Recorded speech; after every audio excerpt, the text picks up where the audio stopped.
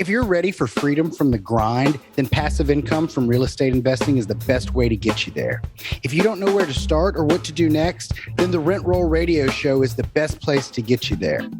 Join us while we discuss the best practices, strategies, and mindset you'll need and give you actionable content to get you from where you are to where you want to be. Hey, Rent Roll Radio listeners, welcome back. As always, I'm your host, Sterling Chapman. Today, we're joined by Justin Dossey. Justin, usually I introduce my guest as a president of this company or a CEO of that company, but you got so many different irons in the fire. I'll go ahead and let you introduce yourself. Sure. So tell our listeners the areas that you play in. Yeah, absolutely. And thanks for having me on today. So again, my name is Justin. I'm the CEO and co-owner of both Ballpoint Marketing and Call Porter. So Ballpoint's a handwritten direct mail service that we service mostly real estate investors, but we work in a few other niches. And Call Porter is a live answering service for investors. We also do some lead management stuff over there. So I oversee everybody there, all the growth, everything like that. Founded both of them with my younger brother, Ryan. And then we also invest in Baton Rouge, Louisiana, as well as St. Louis, Missouri. So I also oversee both of those two. Awesome. So I have a lot of questions. I have a lot of answers. Hit me. Yeah. The first one is, you're not from Baton Rouge, right? No, not at all. Actually, I have never been there. So why Baton Rouge?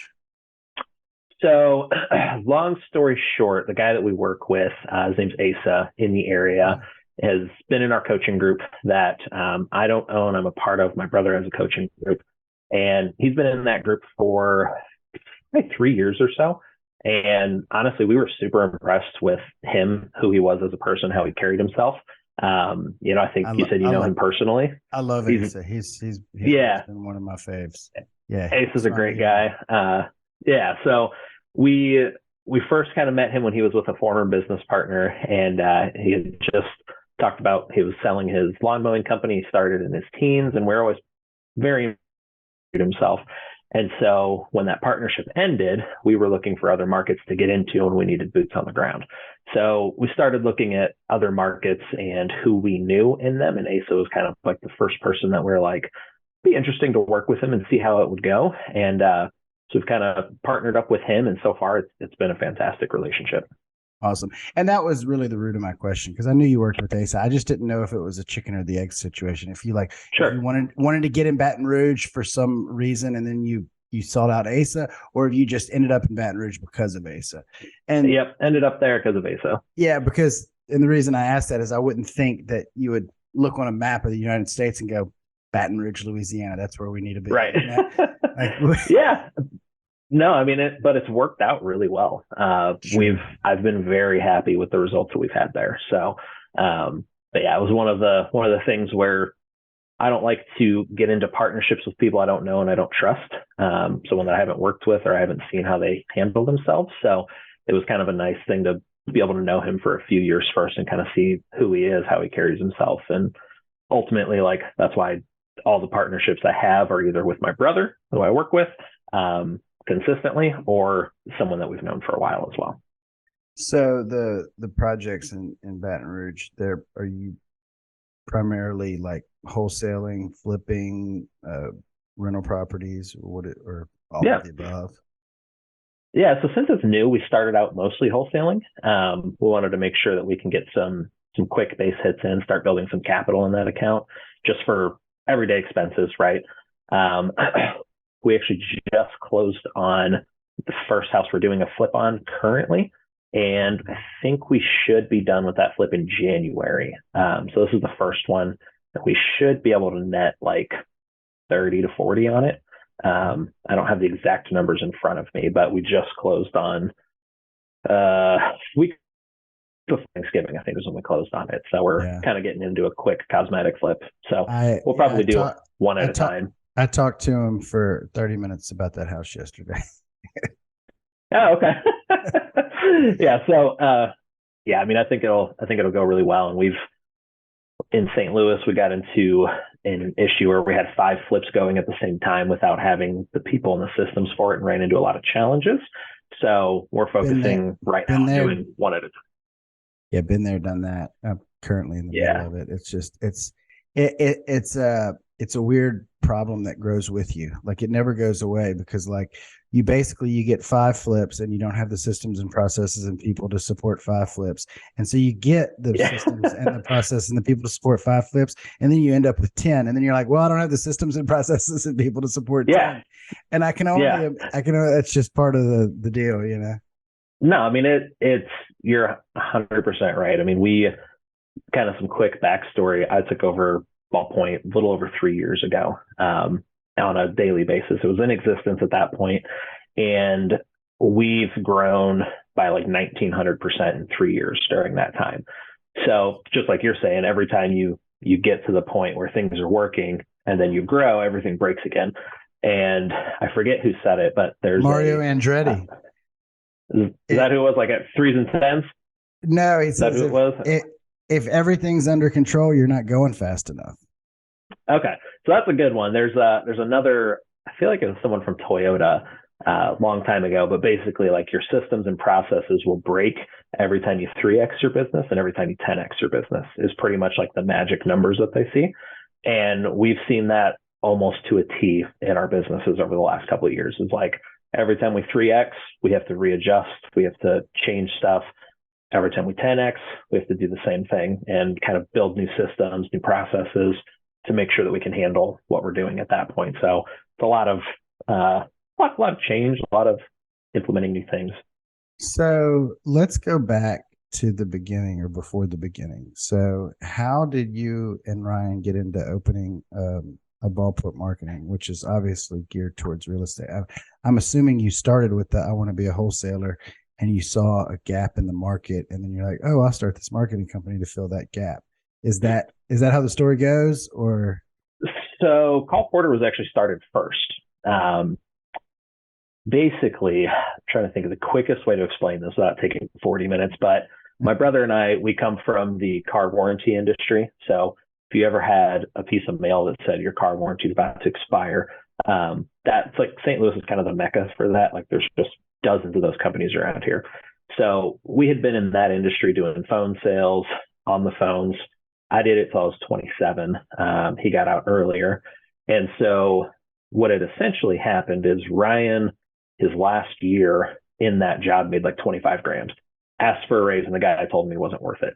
So he quit, started doing some wholesaling stuff himself, was running a call center here in St. Louis for customer service, retention, collections, things like that. And I just got to the point where I kind of hit the ceiling of what I could take and wasn't happy doing it anymore. And Ryan had started a call center on the side for people to just take his calls. It originally started because he missed a phone call, and he called the guy on Monday instead of over the weekend. And the guy said that he sold the call to the person who took the initiative to answer the phone. So he hired people that he knew from that industry to help him manage his calls. And it kind of grew to a couple friends and things like that, to the point where I was ready to quit. And it basically came up with Ryan was like, how much can I pay you to quit your job but not bankrupt me? Like, what are your bills cost? So I quit, kind of took over the Call Porter side of things. And then he had been testing and playing around with doing his own marketing with handwritten stuff just for himself, like at his house. He literally bought the house next door to his house to run these machines out of just for him. And then we kind of slowly started building it into a business. And then once he moved to San Diego, he left that business there, and it just started going down. And at that point, we had scaled and grown Call Porter. So we went out to Indy, literally grabbed everything on a Friday, moved it to St. Louis. And that started like 6 months of me working 7 days a week, getting that company to where we needed it to be. Nice. So tell me about the investing that y'all have done in St. Louis, you said? Yeah. So we do some here in St. Louis. We started here in St. Louis back in January of this year. We've done probably 9 flips this year, I think, at this point. And then probably 2 or 3 wholesales at this point. It's been a little bit slower because we had a bunch of projects at once where we went into flipping instead of wholesaling first to get extra capital for anything we might need. So now we're kind of pivoting that now that we're done through most of those projects. We actually close on the final one, I think Friday, if I remember correctly. But most of them have been flips here. So it's been challenging during this time. We also went into flipping at a time of extreme growth or inflation in the market. So we underestimated some costs and ended up not losing money, but not making as much as we thought we were going to. Been there, done that too. So had a couple that, we were able to net 50 to 60 on, and then a couple that, were 10 to 20 when they should have been 50 to 60. So, I imagine interest rates haven't helped much either. No, they made, surprisingly, we didn't have a huge issue selling them, but we did find that with the interest rates being higher, the buyers are being a lot more picky right now. Sure. It's, it's not like it was in January where you could throw a turd on the market and it would sell in 3 minutes. Where now we've had a lot more inspections. It was great. Yeah, don't get me wrong. I think we had a flip in February that we sold like for 15 grand over asking, and like we didn't even try. It was great.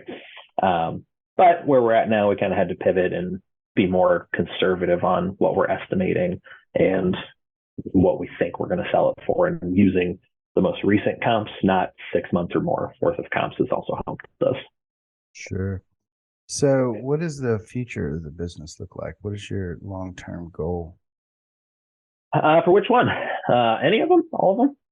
I guess, for Justin, what Yeah. Are you trying to buy a bunch of rental property houses? Are you trying to move into commercial? Are you trying to just grow the business and sell the business off? Or what's your long-term plan? I think my long-term goal is going to be at a point. We don't have any plans on selling any of our companies.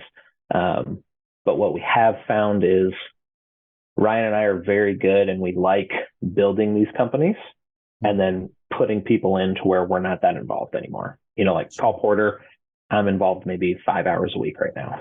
So like my long-term goal is to kind of do that with multiple companies, whether if it's ones we start or we acquire and come in and help grow and scale it out, hire it out, bring the right people in.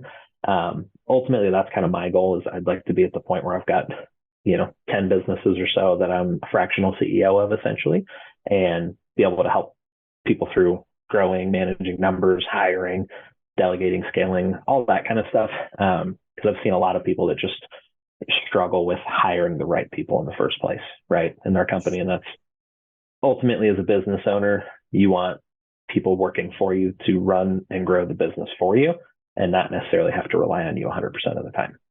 Yeah, absolutely. At that point, you just have another job, or I forget how the little quadrant goes, but you're the self-employed, not the business owner.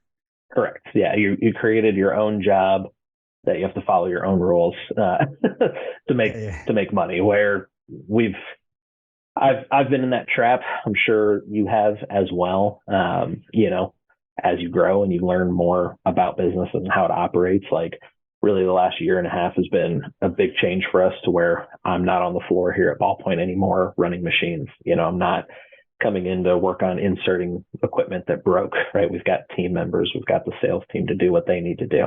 And it's funny, when you get out of the way and you let people do what they're hired to do and they're good at it, things grow a lot quicker than it all relying on one person, right? You're not the bottleneck anymore, and that makes it a lot more efficient, a lot easier to grow and scale. Awesome. So you mentioned the mastermind that you're a part of and that your brother has. Yeah. And tell me about that program. Now, does your brother have more of a real estate investing background? Or Yes. So he's been in real estate investing probably 7 years at this point. I really started within the last year or so, just because I now have the time to do it. So his primary market's in Indianapolis, works a lot up there.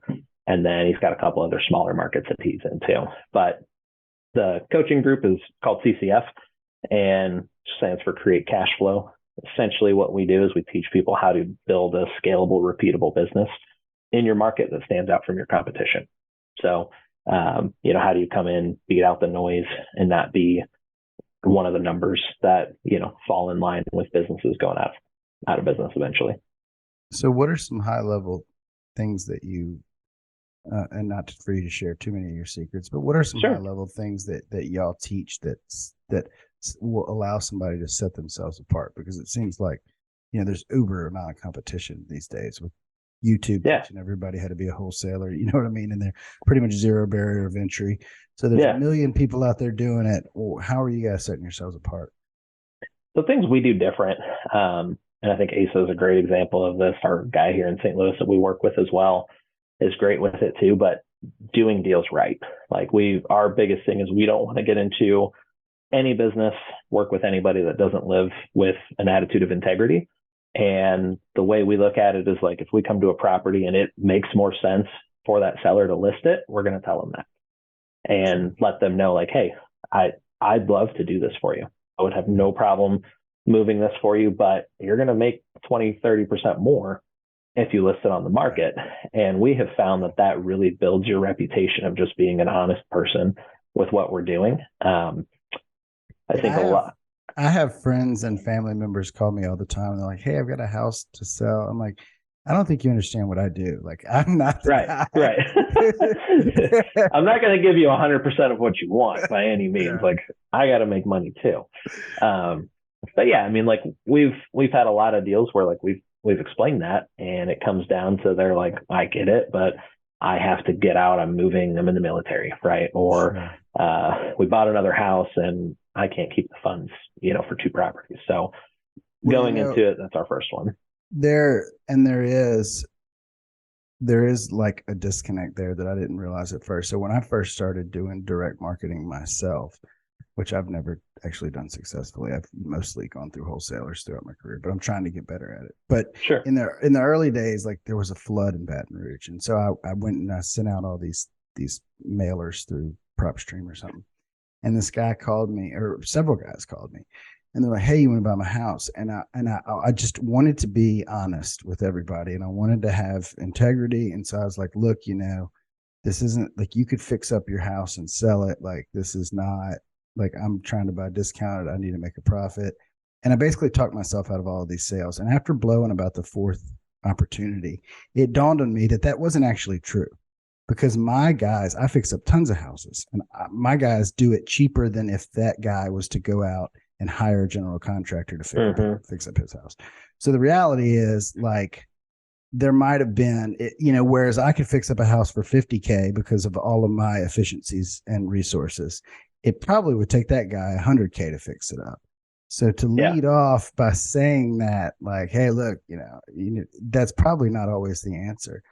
And I explained to my realtor what wholesaling was, and he's like, because initially, to all the realtors, they're like, oh, wholesalers, they're bottom feeders, they're screwing the guy over. Like, I can list it, and I'm like, look, dude, the last time you sold my house, like the first thing you had me do was spend $20,000 fixing it up.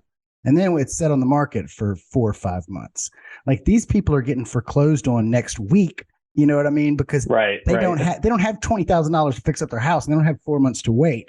So we're like the wholesalers are offering them a solution to not have bankruptcy or not have a foreclosure, or maybe walk away with $5,000 to go get started, as a deposit, to move into another house. So it is truly a helpful, viable solution that is not necessarily a negative taking advantage of people. No, not at all. And the reason I say that, like on the integrity side of things, is just because I have seen people that's their strategy, right? They come in and like I don't care about that person. I'm here to make money, whatever. And it's like, okay, that's going to work for 6 months before people catch on to what you're doing. You're not going to have a business model anymore. So, that totally agree. I mean, there's so many different things that you can do and different ways that you can help people that a traditional realtor can't. And I'm not a realtor myself. I know people that are, so this might ruffle some feathers, but, I had a buddy put on Facebook recently that realtors are not housing experts or transaction coordinators. And that's what they do, right? Like, they do paperwork, take care of it. But when you really want to get into what you can do in different scenarios and how you can help somebody out of a really crappy situation, typically the investor is going to be the one that has the answers for you, right? And how we can help them. So, so that's my first point. And like the other thing that I would say that we teach a lot in there, and what I see at Ballpoint, what I see at Call Porter, what I see in my own business, is consistency is everything. So if you're doing direct mail, you're doing cold calling, you're doing texting, you're looking up for sale by owners on Facebook, whatever it is, like, be consistent as hell in it and keep the leads coming into your system. Because what we've found a lot is people will start a marketing campaign, get the deals, get the leads, and then stop while they work on that, get everything started again. And then once that deal is dispoed and done, then they have no more leads to work and you have to start back over. Yeah. So you got to keep the funnel full. So I managed sales teams for all of my corporate career, and that's okay. The guys that would come in and have early success would usually immediately fumble afterwards, right? Because they work real hard, they get the leads, and then they sit there, and while they're eating, they're not filling their funnel, and then the following month they fall on their face. Exactly, and that's when you're trying to play catch up. Restart the machine, like John Maxwell talks about it in one of his books. Like, momentum is one of the most precious things you can have in a business, and once you have it, keep it going, right? You don't want to lose it. If you have good leads coming in, keep them coming. And one of the things we do different is most people we know stop marketing through November and December because it's holiday, right? Yeah. Response rates typically drop off. We continue our marketing and sometimes increase it during that time with the expectation that, yes, we're going to get less calls, but it typically starts off January like crazy for us because we've got leads stacked in the pipeline. People are done in the holidays, or they've talked to their family about what they're going to do, and then now they're ready to start looking into it, right? So every year with my brother's company, with other companies that we work with, that's something we always focus on, is just consistently marketing through the holidays and being consistent year round. So you always have leads and you never have to stop at a red light, for example, and wait for your leads to come back in and get started again. Absolutely. So what is the best deal you've done? Let me think. The best deal that we did was a wholesale earlier this year. Explain to me what a wholesale is. Sure. So we do direct seller marketing. That's how we get our deals. We don't typically go through wholesalers. So we're finding the deals for ourselves. So we found a deal, and basically the wholesale is, it's almost retail ready. It's almost listable, right? Like, there's not it might, like, we call it grandma nice, right? Like, think of like your typical grandma nice house that is middle of the road. It's not super flashy, but like, yeah, it's just not updated, right? It's got decent bones. There's not a lot of issues. Roof's new, carpets look good, things like that. So we found a house like this, and I think we bought it for, I wish I had the numbers in front of me, but somewhere around like 125, if I remember correctly, here in St. Louis. We put about 15 grand into it. We fixed up some cabinets. We did a new countertop in the kitchen, paint and carpet. And that was all we did. So there wasn't a ton that needed to be done. I think it took us 2.5 weeks to clean it out, fix it up, and then get it staged and listed. And we closed on that from the first closing to the end within 60 days, and we made about 60 grand on it. Nice. And with very, very minimal work. That's probably the biggest one we've done so far, I think. And that's just starting in January. Awesome. So yeah, for all of our investors that are out there just getting started, where do you recommend they start? How can they take advantage of your companies? Give us sell us on Ballpark and Call Porter, and like where that fits into somebody who's just trying to either become a wholesaler or trying to source their own deals, I guess, because your products work for both people. Yeah, absolutely. So there's two ways that I look at it. And we've got our products designed this way. Either you have a lot of time and a little bit of money, or a lot of money and a little bit of time. So there's two different ways you can go about this. So if you're in that first group where you've got time, might not have a lot of money, the best place you could start is we have door hangers that we sell at Ballpoint Marketing. They're handwritten door hangers. We've got 4 different designs. They each call out a different scenario. One is, sell with no realtor commissions. One is sell it as is, things like that. So it comes with a handwritten message, your phone number, everything on it. And we have had clients of ours that have got it in a deal after putting out 100 of those. My favorite one that we saw so far was like a 17-year-old kid who came across us, bought our door hangers. I think he bought 250 of them. After he put out 100, closed on a deal and made 20 grand as a 17-year-old, which was mind blowing to me that it worked that well. So that's a great place to start. It just allows you to get in for not a lot of money. I think 250 of them is like $125, something like that, and allows you to get out there, throw them on the door. And honestly, we don't even knock on the doors. We just leave them there, let somebody see them, and then call us. And with those, we've seen like a 20% callback rate on the high end for sending them out. Is it sustainable long-term and scaling a business? Probably not, unless you've got teams of door knockers that are just going to go out and do this constantly for you. But it's a great place to get started. And what we do with our acquisitions people is we have them keep a stack of these in their truck or their car. And every time they go to an appointment, they have to drop off 5 or 10 at nearby houses. So there's always like new leads going out. There's always door hangers being dropped off to pick up leads. So that's kind of the first place I would start.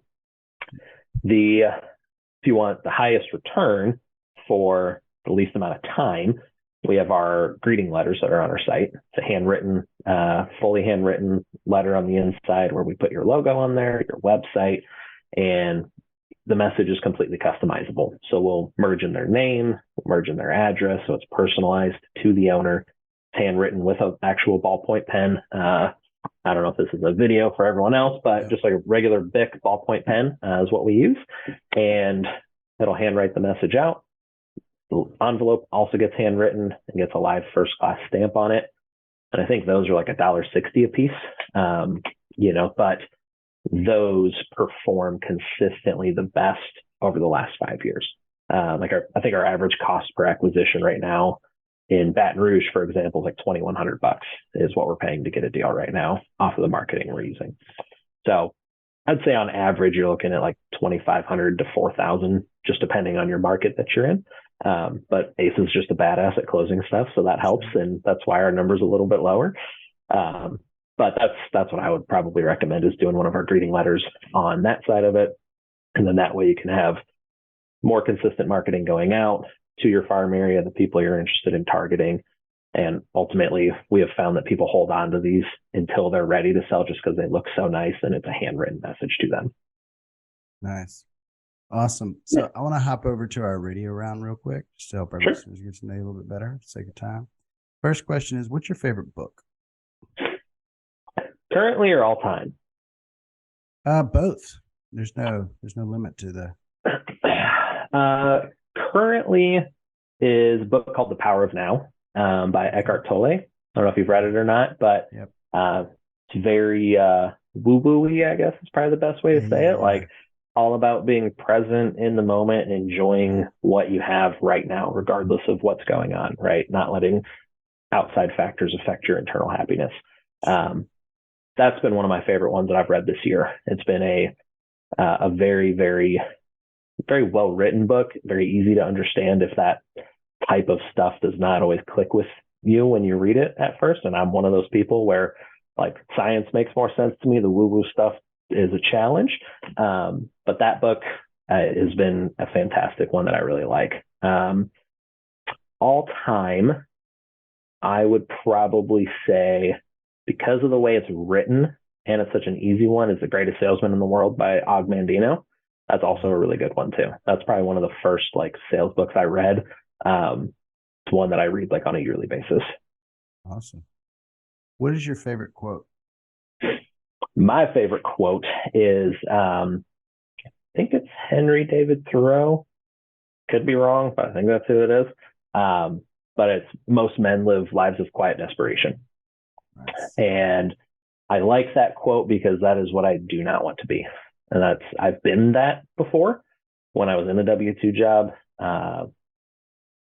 drinking more than I should have, not happy with where I was. And the fact that I'm not in that anymore, and I now have the opportunity and the outlet to do what I want to do, have fun, and be adventurous. That's my thing. I like adventure. So doing that kind of stuff, like that's my favorite just reminder quote to myself is I'm not going to fall in that category of people on their deathbed that have millions of regrets of all the things they didn't do. Yeah. I was at a conference a couple of weeks ago with a guy, the bucket list guy. Can't remember his name, but he was saying that people are dying at 40 and being buried at 80. Yeah, totally. Yeah, I mean, there's people I know that died at 25, but they're 50, and it's kind of a sad cultural thing, I think, for us, just where we're at, like when we have the opportunity to do what most countries don't, right? Like, right. I didn't know anything about real estate, anything about running businesses 5 years ago. Now I run 4 of them, and 2 of them do over 7 figures a year. The other 2 will follow in the next few years. So it's, very cool what you can do in a couple of years. Awesome. And what's your favorite thing to do outside of work? This is pretty unique. Not so much for me anymore because I do it all the time, but I fly paramotors. I don't know if you've seen those. The thing with the big fan in the back and the yep. Yeah, I've got a friend, Drew Weird. He does that up in So Drew's one of the guys that got me into it. Oh, cool. Yeah, so Drew's a good friend of mine. Drew is also in our coaching group. That's how I met him originally. Awesome. I started about a little over a year ago, and it is the most fun thing I've ever done. Like, it's not something I've gotten bored with ever. Like every time I go up, you feel like a 2-year-old, just like giggly, having fun. Like it's a great time, whether if you're at the beach or if you're here in the Midwest, like it's always a great time. So that's my fun thing that I like to do. Awesome. Justin, how can our listeners get in touch with you, find out more about you, find out more about your company? Sure. So our companies are ballpointmarketing.com and callporter.com. You can also follow both of them on social media. Instagram is the most popular one that we're on. So I can do that. And then me as well, they can find on Instagram as well. Awesome. And I can provide you those links and stuff too, if you want to throw them in description or whatnot. We'll put them in. We'll have the editors dig them up and put them in the show notes. Cool. Well, Justin, thank you so much for joining us. I really appreciate it. I enjoy getting to meet you again. I'm a customer of yours and a user of your products and a promoter, and I love your partner, Asa. We talk twice a week, and cool. I'll see him next week at my meetup. If you're ever down in Baton Rouge, definitely hit me up. I'd love to take you to lunch and hang out. Yeah, we'll have to do that. I think I'm going to try and get out there in Q1 of next year, just since I haven't been out yet. So we'll make it happen when I'm down there. Awesome. Sounds good, man. Look forward to keeping up with you on your journey. All right. Thanks, Sterling. This episode was brought to you by Crestworth Capital. If you're a busy professional and ready to make passive income from real estate investing, then go to crestworthcapital.com, where you'll be able to download a free copy of our ebook to help you get started today. Until next week, happy investing.